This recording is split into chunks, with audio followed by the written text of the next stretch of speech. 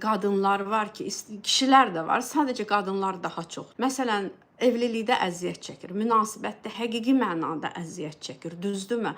Nə bilim, nevroz yaranır, nə bilim, cürbəcür ağrılar falan, ya ağlınıza gəlməyən hər bir şeydə yerindən durur, başı gicəllənir, halsızdır, taqətsizdir, heç nəyə həvəsi yoxdur, həkimlərə gedir, həkimlər də nə edir? Təbii ki, dərman yazırlar, düzdürmü?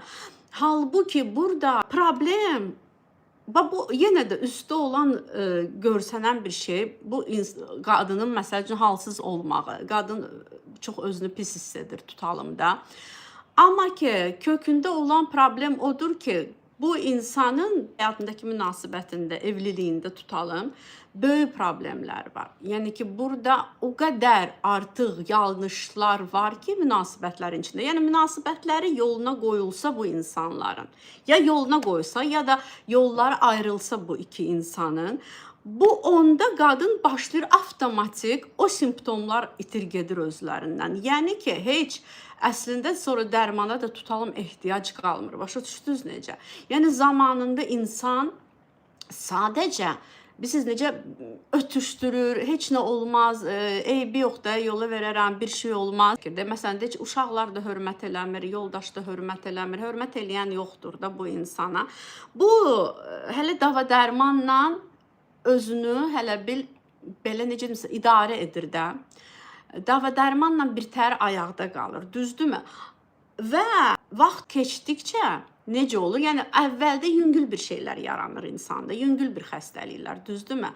Daha yüngüldür. Yəni yaş hələ ki nə qədər azdır, amma yaş artdıqca və bu münasibət davam etdikcə, yəni insan bu vəziyyətdə yaşamağı davam etdikcə harda hörmətsizlik var, qayğı yoxdur, bir şey yoxdur, normal şəkildə də yetərincə düzgün şəkildə insanların burada əzab çəkən bir adam olur. Yəni bunun da xəstəliyi sonra get-gedə irəliləyir. Bu insanın xəstəliyi də sonra bir başqa xəstəliyə çevrilir. Başqa xəstəliklər üst-üstə yığılır.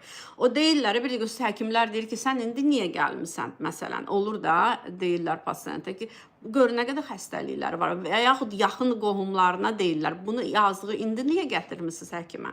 Görün, bunu pis vaxtında gətirərdiniz də, pis bu qədər xəstəliklər əmələ gəlir. Halbuki çoxsunun səbəbi odur ki, insan vaxtında qəti fikir vermir. Qətiyyən özünü, yəni dəyərsizlik duyğusu nədir? Budur da, sənin bədənin sənə etiraz edir, sənin bədənin yox deyir, qışqırır. Müharibəyə çıxıb səninlə də. Amma sən bunu hələ bil ötüşdürürsən. Yəni bu uşaqlarda da, bax, məsələn də başqa nümunə götürüm. Bağçaya gedən uşaq. İlk zamanlar təzə-təzə gedəndə bağçaya uşaq adaptasiya olana qədər nətər olur? Mən öz uşaqlarımda da o vaxtlar görmüşəm.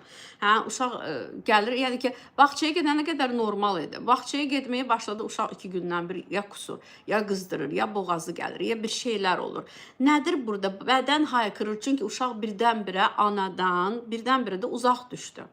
Düzdür, uşaq üçün, bədən üçün bu stressdir. Düzdür, uşaq sonra adaptasiya olur. Düzdür, uşaq onsuz da sosial aləmə gec-tez öyrəşməlidir.